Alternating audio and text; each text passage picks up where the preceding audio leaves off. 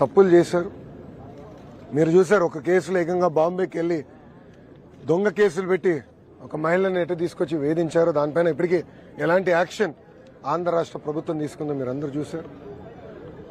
ఏ file తెరిచినా దాంట్లో అవినీతి, ఏ file తెరిచినా దాంట్లో నాణ్యత లేకుండా పోయింది. ఈ ప్రభుత్వం, గత ప్రభుత్వం చిక్కీ గురించి పెద్ద మాటలు చెప్పేవారు, గుడ్ల గురించి చెప్పేవారు. వెళ్ళేటప్పుడు 200 కోట్లు బకాయిలు పెట్టిపోయారు. ఆ బకాయిలు ఎన్డీఏ ప్రభుత్వం వచ్చిన వెంటనే తీర్చడం జరిగింది. మళ్ళీ మొత్తం సప్లైస్ రిస్టోర్ కూడా చేస్తాం జరిగింది. సో ఇవన్నీ ప్రజలు తెలిసిన విషయమే.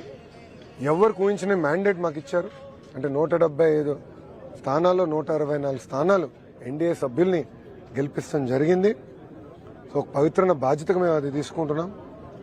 వాళ్ళు ఏ హామీలు ఇచ్చామో ఆ హామీలను మేము నిలబెట్టుకుంటాం. దాంట్లో ఎలాంటి సందేహం లేదు.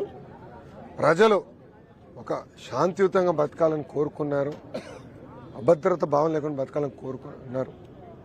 అది ఏర్పాటు చేసే విధంగా ఎన్డీఏ ప్రభుత్వం వివరిస్తుంది.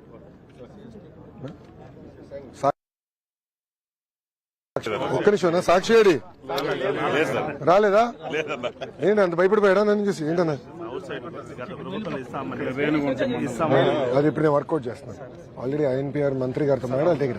ఇంకోటి చిన్న రిక్వెస్ట్ అన్న, ప్రెస్ వాళ్ళకందరూ కూడా లాస్ట్ టైం అన్యాయం చేశారు. ప్లాట్లు ఇస్తారు, చిన్న చిన్న ప్లాట్లు